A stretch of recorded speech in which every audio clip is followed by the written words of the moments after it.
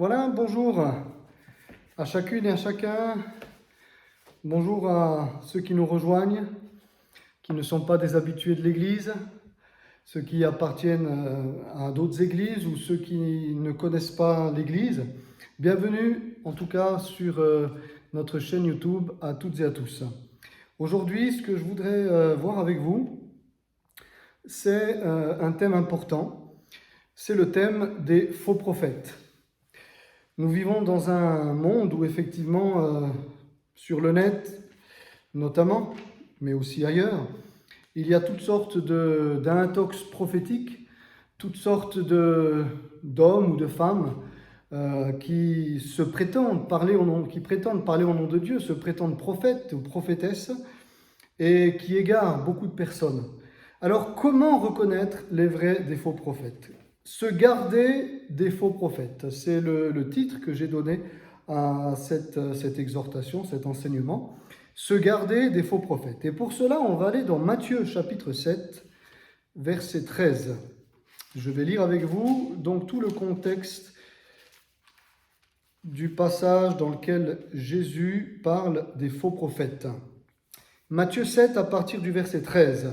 « Entrez par la porte étroite, car large est la porte, spacieux le chemin qui mène à la perdition, et il y en a beaucoup qui entrent par là. Mais étroite est la porte, resserrez le chemin qui mène à la vie, et il y en a peu qui les trouvent. Gardez-vous des faux prophètes.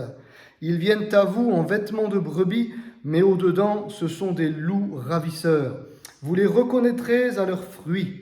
Cueille-t-on des raisins sur des épines ou des figues sur des chardons ? Tout bon arbre porte de bons fruits, mais le mauvais arbre porte de mauvais fruits. Un bon arbre ne peut porter de mauvais fruits, ou un mauvais arbre porter de bons fruits. Tout arbre qui ne porte pas de bons fruits est coupé et jeté au feu. C'est donc à leurs fruits que vous les reconnaîtrez. Ceux qui me disent « Seigneur, Seigneur », n'entreront pas tous dans le royaume des cieux, mais seulement celui qui fait la volonté de mon Père qui est dans les cieux. Plusieurs me diront en ce jour-là, « Seigneur, Seigneur, n'avons-nous pas prophétisé en ton nom ? N'avons-nous pas chassé des démons en ton nom ? N'avons-nous pas fait beaucoup de miracles en ton nom ? » Alors je leur dirai ouvertement, « Je ne vous ai jamais connus. Retirez-vous de moi, vous qui commettez l'iniquité. Amen. » Alors des passages donc très très forts et qui nous indiquent vraiment ici qu'il faut faire attention parce que tous ceux qui se prétendent prophètes ne le sont pas. Et aujourd'hui, comme je le disais en introduction, il y en a beaucoup qui, entre guillemets, jouent à ce jeu-là. Le premier point que je voudrais relever ici, c'est que, eh bien, ils se présentent comme des portes d'accès au véritable évangile, mais en vérité, donc, ce sont des voleurs et des brigands. Pourquoi je dis cela ? Parce que nous lisons dans Jean, chapitre 10, du verset 1 au verset 10, parallèlement au texte de Matthieu, Jean 10, verset 1 au verset 10. « En vérité, je vous le dis, celui qui n'entre pas par la porte dans la bergerie, mais qui monte par ailleurs, est un voleur et un brigand. Mais celui qui entre par la porte est le berger des brebis. Le portier lui ouvre et les brebis entendent sa voix. Il appelle par leur nom les brebis qui lui appartiennent et il les conduit dehors. Lorsqu'il a fait sortir toutes ses propres brebis, il marche devant elles et les brebis le suivent parce qu'elles connaissent sa voix. Elles ne suivront point un étranger, mais elles fuiront loin de lui parce qu'elles ne connaissent pas la voix des étrangers. Jésus leur dit cette parabole, mais ils ne comprirent pas de quoi il leur parlait. Jésus leur dit encore, en vérité, je vous le dis, je suis la porte des brebis. Tous ceux qui sont venus avant moi sont des voleurs et des brigands, mais les brebis ne les ont point écoutés.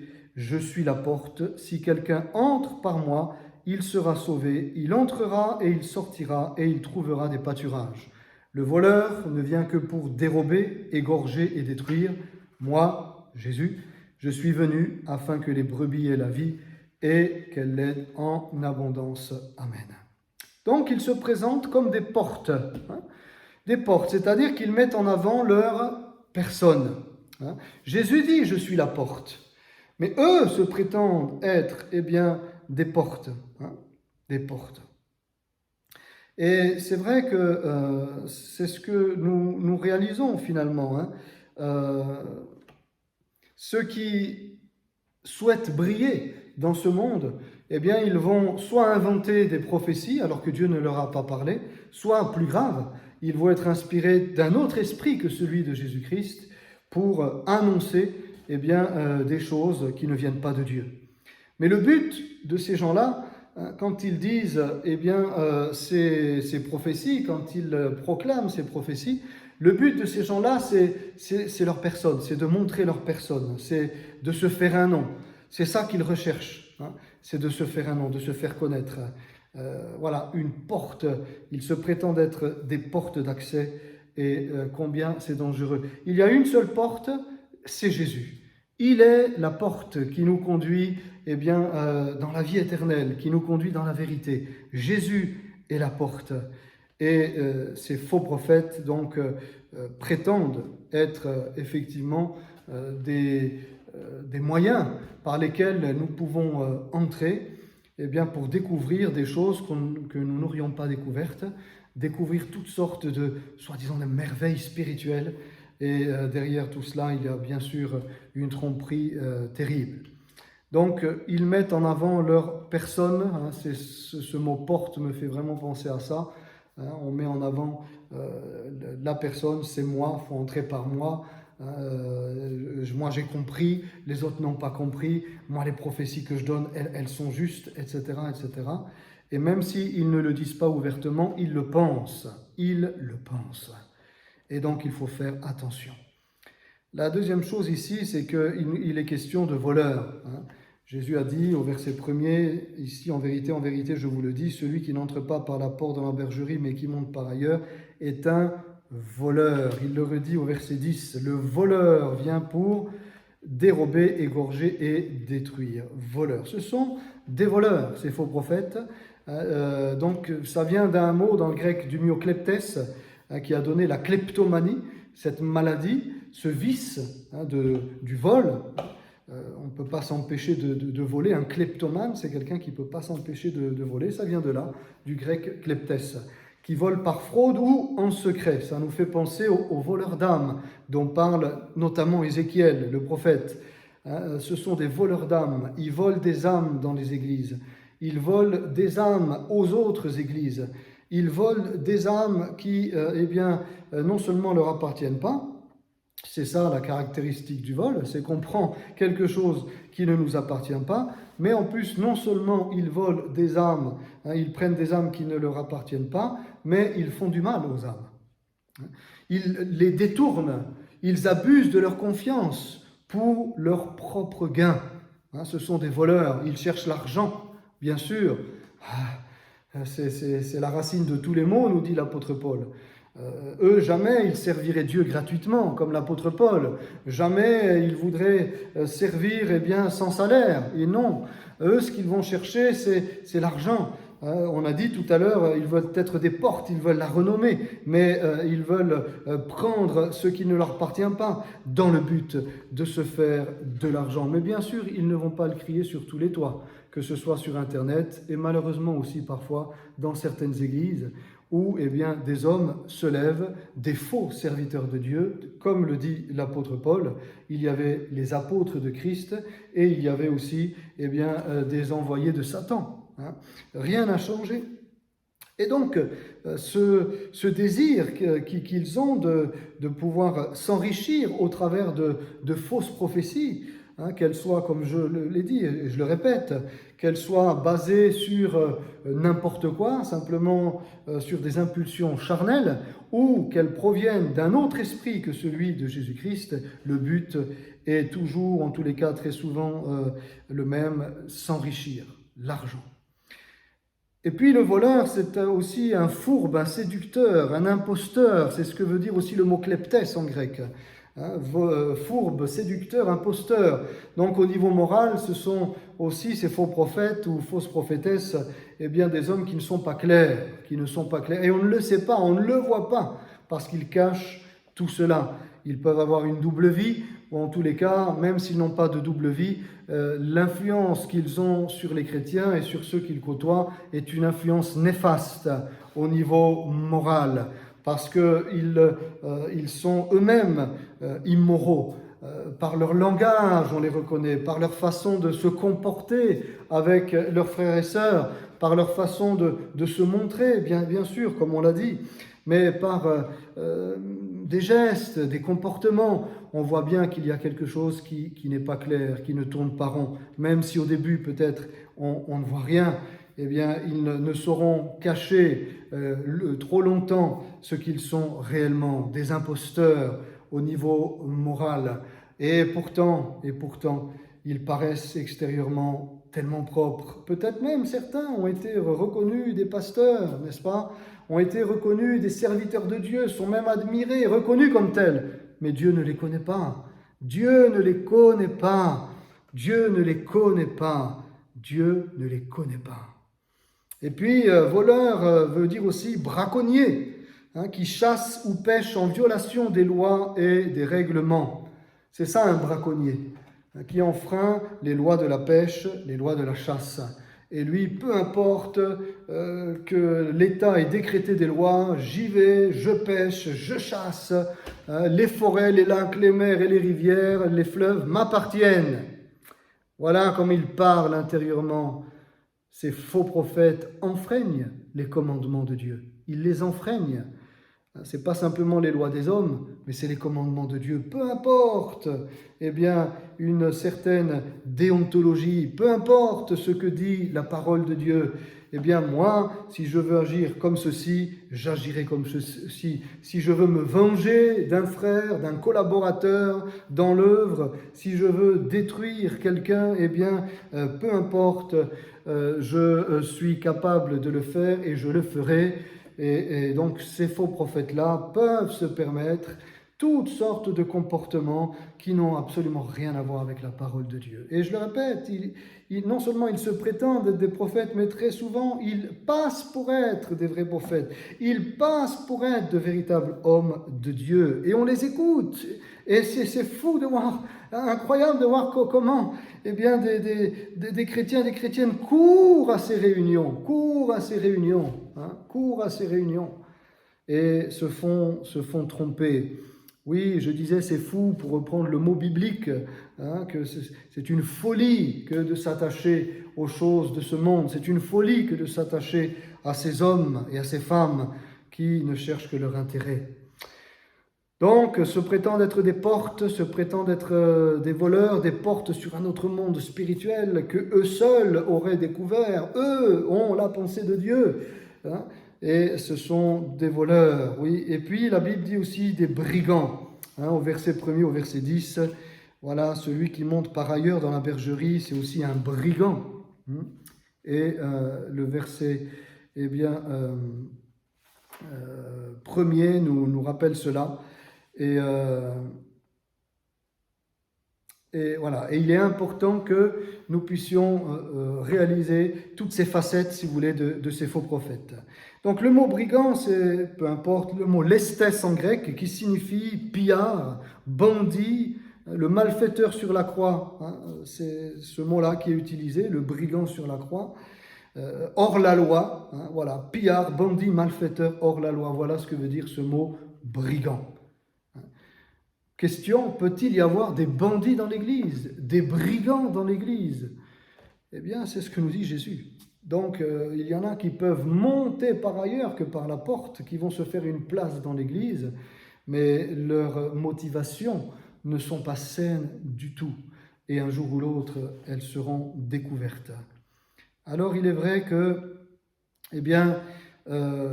ces brigands, je le répète, sont, d'après ce que nous dit Jésus, beaucoup plus nombreux qu'on ne le pense, comme on va le voir de manière un petit peu plus profonde dans quelques instants. Et c'est étonnant, parce que normalement, un brigand, il ne peut pas entrer dans l'Église, puisque par définition, l'Église est le rassemblement d'hommes et de femmes qui ont été séparés du monde, qui sont sortis du monde, pour servir Christ, qui sont dans le monde, mais qui n'ont plus rien à voir avec la mentalité de ce monde. Donc c'est étonnant que ces brigands arrivent à entrer dans les bergeries et on se demande comment. Hein. Pourtant Jésus nous le dit, voilà, s'ils n'arrivent pas à rentrer par la grande porte comme on dit, eh bien ils entrent par une petite porte, par des fenêtres, ils entrent par toutes sortes de moyens. En tout cas, ils arrivent à rentrer.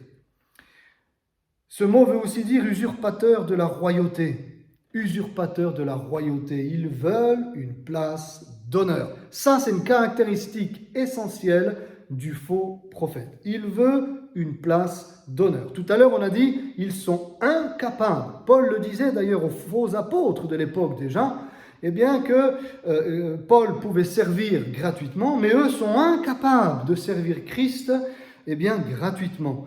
Ils servent Christ par intérêt. Et ils veulent une place d'honneur. Ils aimeraient avoir la place du pasteur, mais bien sûr, ils ne vont pas le dire, du pasteur de l'église, ou d'un ancien du conseil, ou peut-être d'un directeur de chorale, peu importe, ou de l'évangéliste qui est là dans l'église. Leur but, c'est une place d'honneur. Ce sont des usurpateurs de position spirituelle, des usurpateurs d'autorité. Et donc, il nous faut veiller parce que, eh bien, pour qu'ils puissent usurper la place, vous savez, c'est comme dans l'histoire profane, tous les coups d'État, on ne les a pas vus venir parfois, parce qu'ils provenaient de l'intérieur même de la cour royale. C'est comme ça.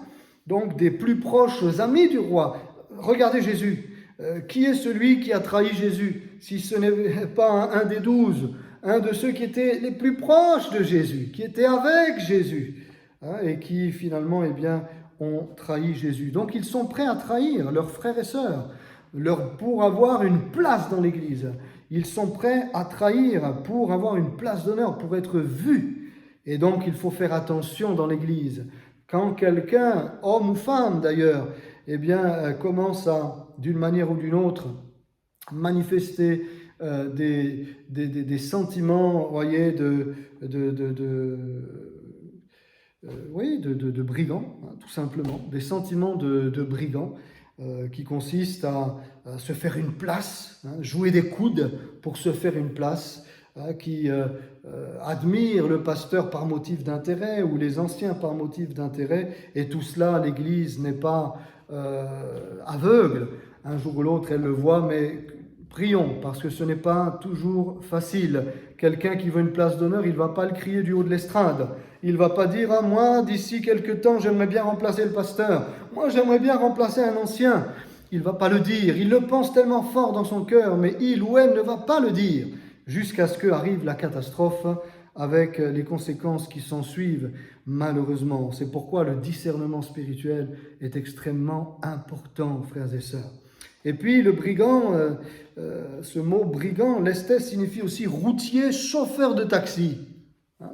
Ça, j'ai fouillé un peu. Routier, chauffeur de taxi.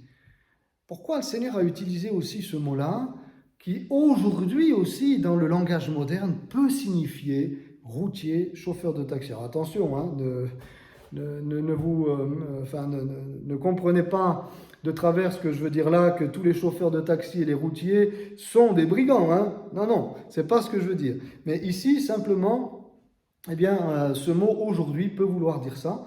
Et quelle est la caractéristique d'un routier? C'est qu'il va de lieu en lieu. Quelle est la caractéristique d'un chauffeur de taxi? C'est qu'il va de lieu en lieu pour accompagner des personnes, hein, pour les amener à destination. Voilà. Donc, ils n'ont pas, si vous voulez, d'endroit fixe. Avec leur véhicule, ils se déplacent. Eh bien, ce sont des hommes sans église fixe. Les faux prophètes sont des hommes, les fausses prophétesses, des femmes sans église fixe. Hein.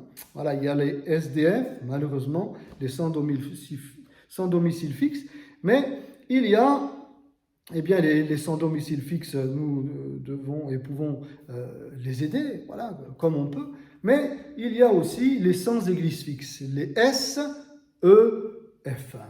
Ici, sans église fixe. Pourquoi? Est-ce que c'est parce qu'on ne les a pas acceptés, etc.? Pas du tout. Sans église fixe, parce que, eh bien, tout simplement, ils vont d'église en église pour chercher une place, pour chercher un intérêt. Hein? Voilà. Et donc, étant donné que telle ou telle église ne leur convient pas, ils restent un moment et puis ils s'en vont. Parce qu'ils n'ont pas eu ce qu'ils souhaitaient, ce qu'ils désiraient, ce à quoi ils aspiraient, ce qui les faisait vivre, n'est-ce pas? Voilà. Ils voulaient absolument une place, on ne la leur a pas accordée, et puis tout simplement ils partent, ils vont aller dans une autre petite ou grande assemblée où, pensent-ils, ils vont réussir à s'intégrer et à pouvoir prendre, si vous voulez, une certaine autorité par leur soi-disant prophétie, qui par ailleurs sont souvent des prophéties flatteuses, ou alors à l'inverse, des prophéties de malheur, etc.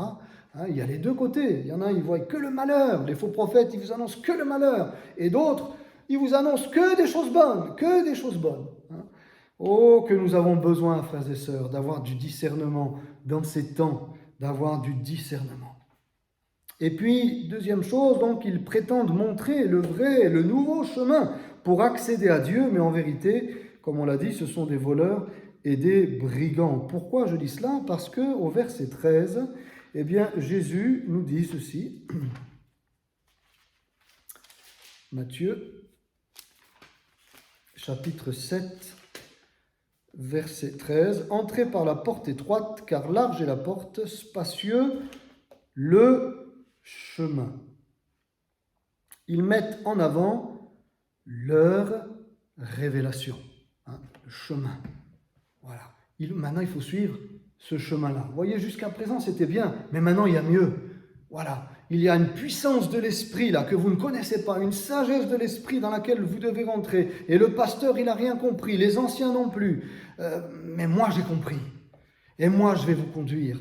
Bien sûr qu'ils ne le disent pas comme ça, mais dans les discussions que nous pouvons avoir avec eux, ou même s'ils sont arrivés jusqu'à la chair, à se faire une place sur la chair, les prédications, les enseignements qu'ils vont donner vont les trahir. Ou simplement, s'ils sont même de simples membres, j'ai envie de dire, mais qu'ils prophétisent, comme dit la parole, examinez toutes choses. Examinez toutes choses. Nous devons examiner une prophétie. Et là aussi, ils se trahissent par les prophéties qu'ils donnent, ce chemin qu'ils prétendent, si vous voulez, montrer, donner. Il y a quelque chose qui ne joue pas. On ne peut pas l'expliquer parfois, mais il y a quelque chose qui ne joue pas. Oh, ça peut être des fois apparemment conforme à la parole de Dieu. Ça peut être apparemment conforme, mais il y a quelque chose dans l'esprit qui ne joue pas. On ne peut pas l'expliquer, d'où le discernement spirituel. Voilà. Le discernement, c'est un don de l'esprit, c'est un cadeau que Dieu nous fait pour faire la part des choses entre ce qui vient de la chair, ce qui vient de Dieu ou ce qui vient de Satan. Et c'est pas facile de le savoir, c'est par l'aide, la grâce et le soutien du Saint-Esprit, parce que par nos raisonnements, on n'a pas de discernement spirituel.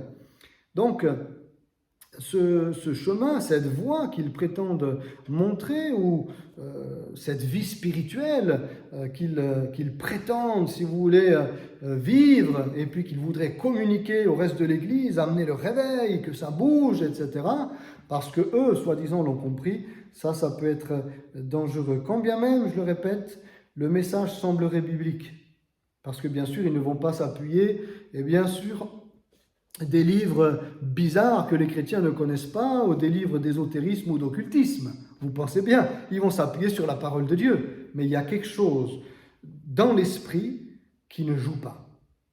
Et aussi dans la fréquentation que nous pouvons avoir avec eux, dans les propos que nous pouvons tenir avec eux, dans les entretiens que nous pouvons avoir avec eux, il y a quelque chose qui nous fait dire qu'il y a quelque chose de pas clair chez cette personne. C'est pas clair. C'est pas clair. Et donc, c'est pas des jugements, c'est pas des a priori, c'est pas soupçonner le mal. Ça, c'est autre chose, je parle pas de cela. Heureusement. Non, c'est vraiment le discernement des esprits.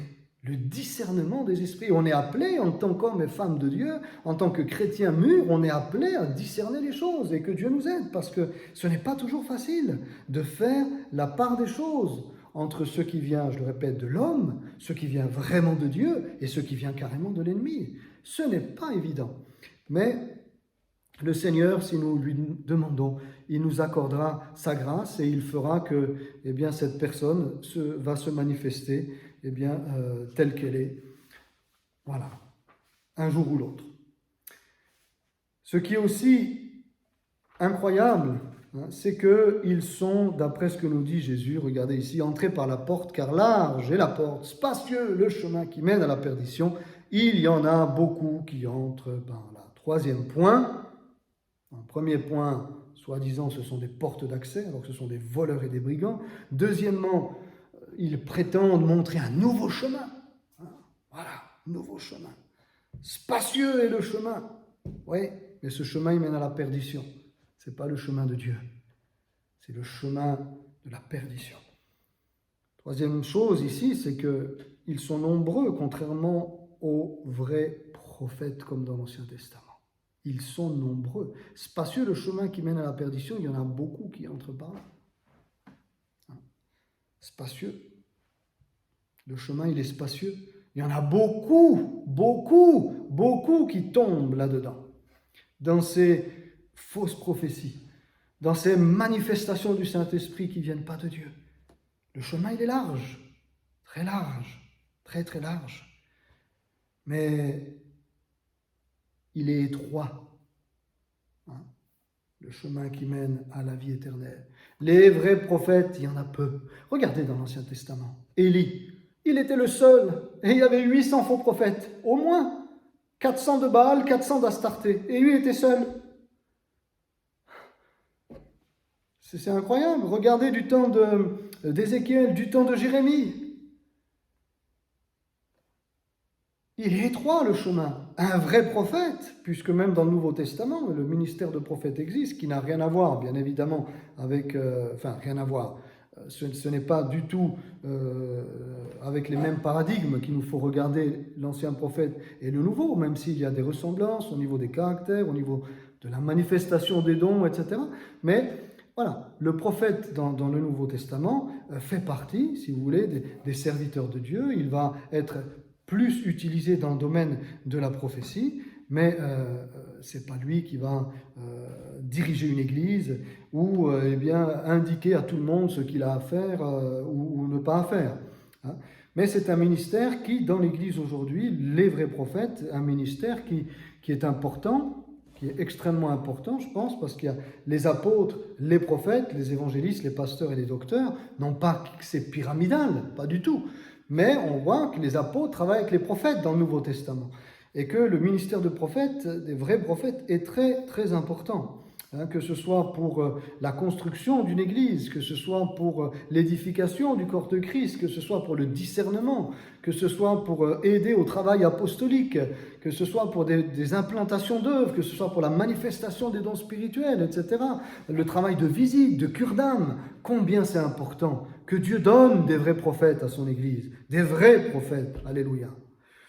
Et ils sont effectivement nombreux. C'est ce que sous-entend ici Jésus, et nous le voyons aujourd'hui, voilà, nous le voyons aussi aujourd'hui, il y a plus de fausses prophéties que de vraies.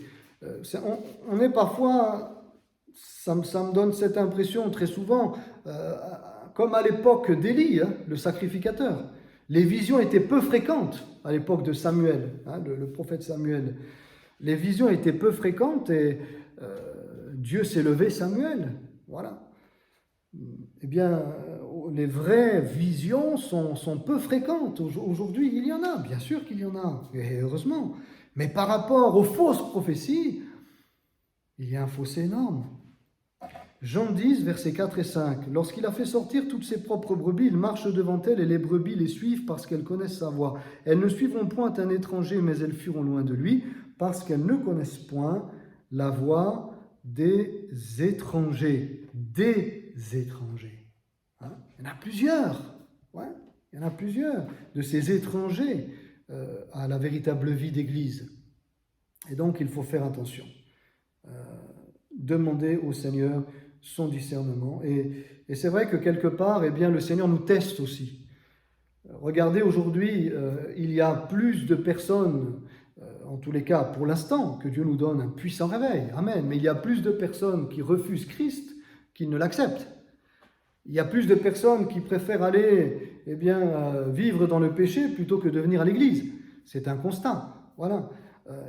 C'est la même chose. Qui dirige quelque part toutes celles et ceux qui provoquent des divisions, toutes celles et ceux qui se réclament de telle ou telle fausse doctrine? Il y en a beaucoup qui les suivent et ils sont nombreux, ceux qui sont devant eux, ceux qui les mènent. Voilà, ceux qui leur montrent soi-disant la direction, ils sont nombreux. Donc les uns vont insister sur un domaine, les autres vont insister sur un autre domaine, mais nous devons véritablement veiller. Aussi sur Internet. C'est facile de dire une prophétie, on ne sait pas qui c'est qu'il y a dans la salle, on ne sait pas si c'est vrai, tu es guéri de ceci, de cela, Dieu me dit.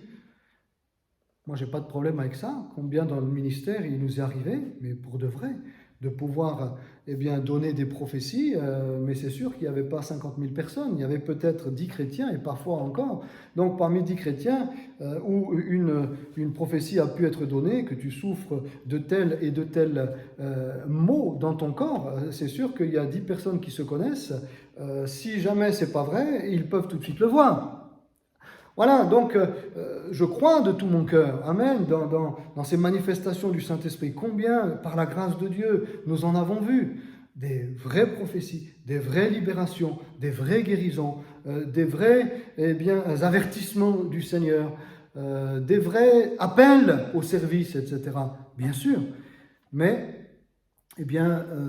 parallèlement à cela, il y en a beaucoup qui utilisent la prophétie à tour de bras et puis qui finalement vont égarer le peuple de Dieu. Et c'est vrai que c'est souvent parmi les serviteurs de Dieu, ou en tout cas parmi ceux qui se prétendent être des serviteurs de Dieu, ceux qui prétendent avoir reçu un appel.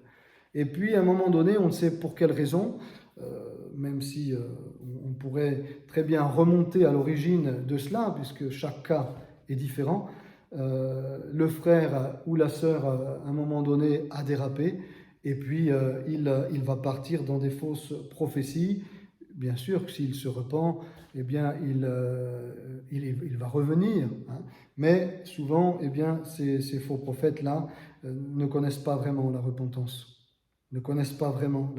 C'est une chose, un frère qui s'égare et qui revient, ou une sœur qui s'égare et qui revient, parce que dans son cœur il y a de l'humilité, parce qu'elle a une réelle communion avec Dieu, elle va revenir au Seigneur. Ça, c'est autre chose. Hein. Personne n'est infaillible. On peut se tromper, non pas parce qu'on a cherché la gloire, non pas parce qu'on l'a fait exprès, non pas parce qu'on a cherché l'argent, non pas parce que, on avait des motifs qui n'étaient dans notre cœur, des mobiles et des motifs qui n'étaient pas justes, qui n'étaient pas louables, pas du tout, mais parce que nous, tant que nous sommes sur cette terre, nous restons fragiles néanmoins. Donc c'est pourquoi il nous faut être humbles et dépendre vraiment du Saint-Esprit. Mais les faux prophètes, ils ne connaissent pas la repentance. Ils ont toujours raison. Les autres ont tort, mais eux ont toujours raison. Ils voient toujours juste. Voyez ? Et donc c'est sûr que c'est facile. C'est pour ça qu'ils sont nombreux. Parce que c'est facile d'être un faux prophète. C'est très facile. Il suffit de dire « Dieu m'a dit ». Ah bon, Dieu t'a dit ? Qu'est-ce qu'il t'a dit ? Dieu m'a dit que tu ne dois pas te marier avec cette personne-là. Dieu m'a dit qu'un jour, tu iras prêcher l'évangile dans le monde entier. C'est formidable. Et les chrétiens, ils gobent ça, ils gobent. Ils vont en réunion et ils courent après ces prophéties-là. Dieu m'a dit, tu es complètement guéri. Hein. Dieu m'a dit que ton père, il va guérir du cancer. Dieu m'a dit qu'il y aura un réveil dans tel lieu. Puis au final, il ne se passe rien. Ou parfois, quand il se passe des choses bizarres.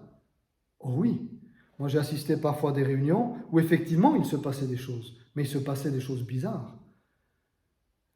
Le soi-disant serviteur de Dieu, qui n'était autre qu'un faux prophète, finalement annonçait des choses et les gens commençaient à avoir des manifestations qui n'étaient absolument pas normales. Ce n'était pas une libération, parce que Jésus libère, amen.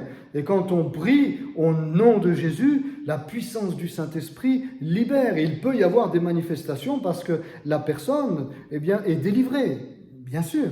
Mais là, c'était des manifestations qui étaient non seulement bizarres, mais on voit des manifestations qui étaient plutôt de l'ordre du psychique, de la manipulation mentale. Et ce sont des choses graves, graves. Aujourd'hui, il y a des sectes, et pas qu'aujourd'hui. Souvenez-vous, dans les années 90, tous ces mouvements sectaires, le Mandarom en France, la secte du Temple solaire, etc. Et puis, même avant, les années 80, 70, 60, mais les choses n'ont pas changé. Il n'y a pas que la franc-maçonnerie ou la scientologie, etc. Il y a aujourd'hui des mouvements sectaires qui, sans qu'on le sache, des doctrines sectaires qui, sans qu'on le sache, veulent s'introduire et pénétrer les églises. C'est clairement annoncé dans la parole de Dieu. Et ici, Jésus nous avertit. Donc, ils sont nombreux parce que c'est facile. Voilà. Un vrai prophète, par contre, il va souffrir. Il va souvent être seul. Il va souvent, être incompris. Il va souvent, parfois, devoir donner aussi des messages qui ne font pas plaisir. Mais on sent que ça vient de Dieu. On sait que ça vient de Dieu. Parce que même si le message, c'est un message de repentance, un message correctif, derrière, il y a l'Esprit de Dieu. On sent l'Esprit de Dieu. Et même si Dieu reprend, ça fait du bien. Alléluia. Et quand c'est un vrai prophète qui annonce quelque chose, c'est un baume.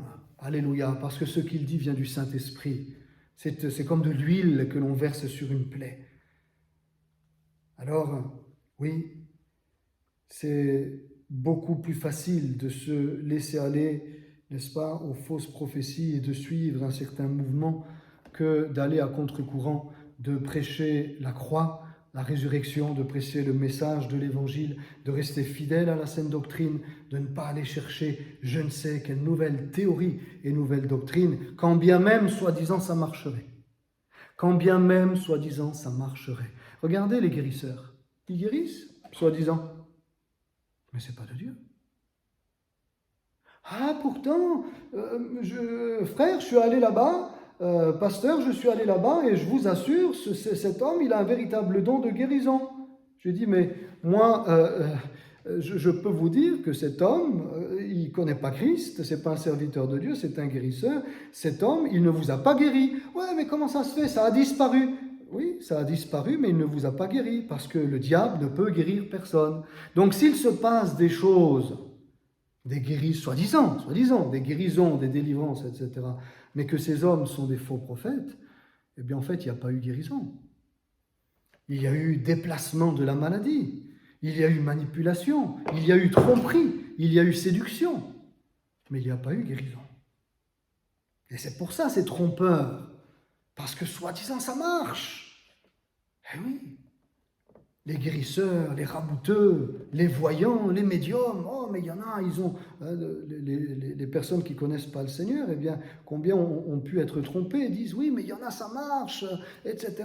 Vraiment, ce qu'ils disent, ce qu'ils annoncent, etc., ça arrive, il y a des guérisons, etc. Et les gens, ils courent parce qu'ils sont nombreux. Apparemment, et je suis certain que c'est ainsi, il y aurait plus de rebouteux à Paris que de médecins.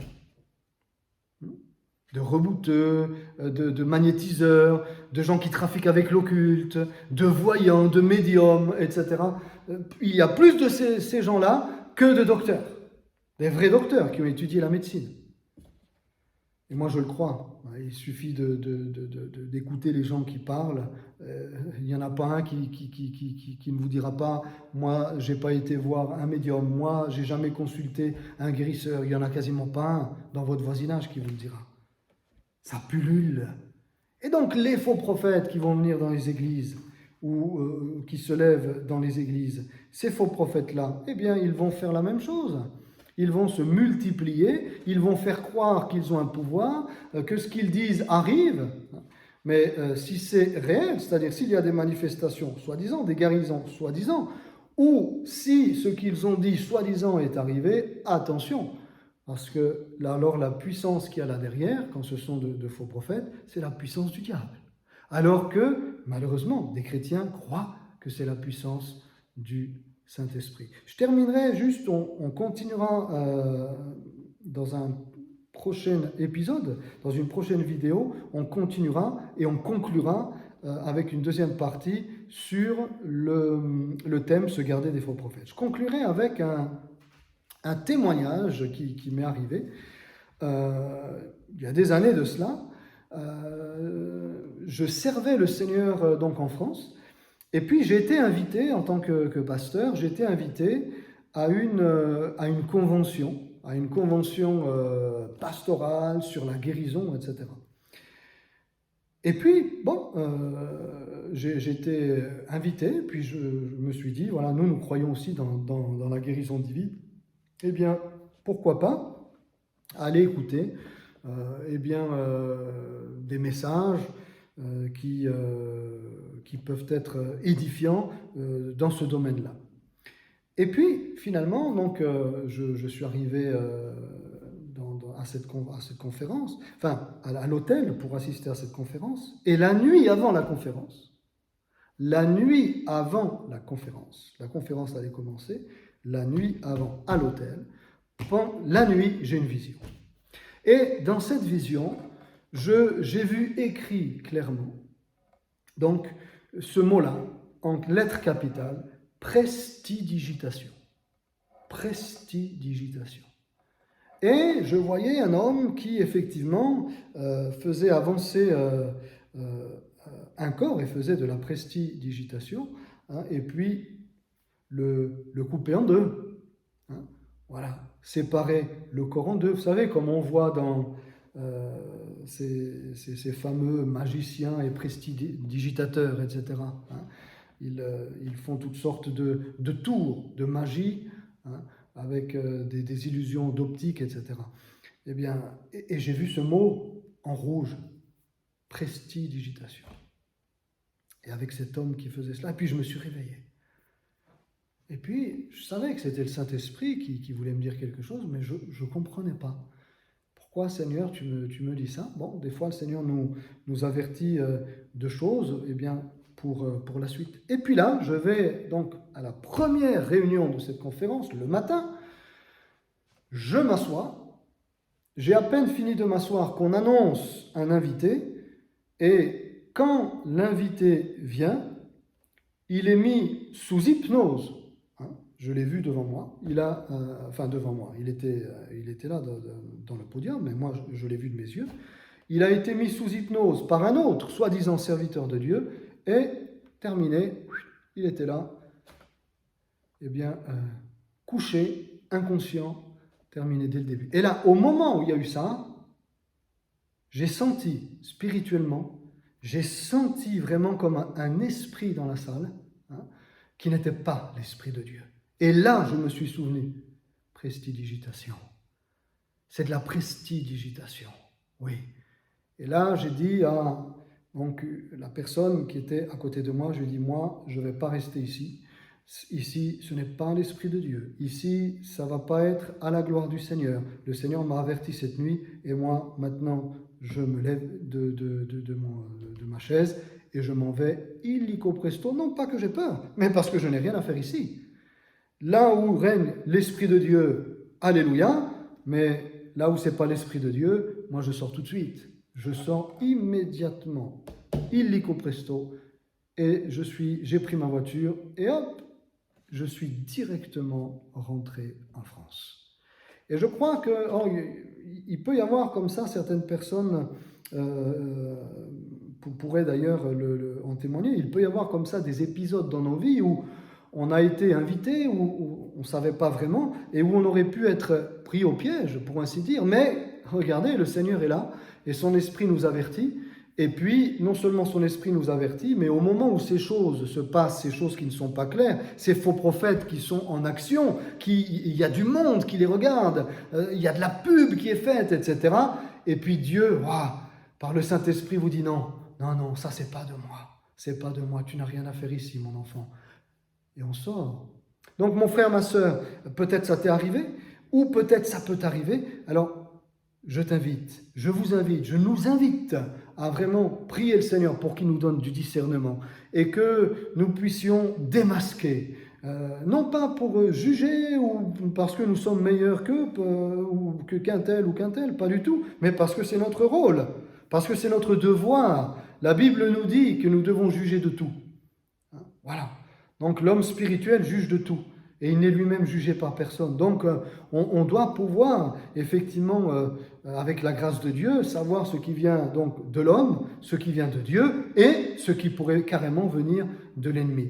Et donc, comme nous sommes des êtres fragiles, tant que nous sommes sur cette terre, nous avons besoin du secours du Saint-Esprit. Et c'est pourquoi il faut le demander, alléluia, et le Seigneur, eh bien, qui connaît nos cœurs, il nous fera toujours cette grâce, eh bien, de pouvoir nous alerter, de pouvoir nous éclairer, de pouvoir nous donner une vision qui soit juste, de pouvoir, eh bien, nous secourir, voilà, et nous éloigner de choses qui ne viennent pas de lui, afin de nous maintenir dans sa parole, alléluia, et dans les vrais dons de l'Esprit, et au contact de véritables hommes et femmes de Dieu, qui ne cherchent pas leur intérêt, qui ne cherchent pas leur gloire, qui ne cherchent pas la renommée, qui ne cherchent pas l'argent, un salaire, une place, une fonction, qui ne cherchent pas à être vus, à prendre des âmes d'une église, à prendre des âmes eh bien, d'ici ou de là, à se faire un nom. Non, le Seigneur nous conduira par sa grâce à nous rapprocher et à vivre en communion, vraiment, avec eh bien, des frères et sœurs, aussi imparfaits soient-ils.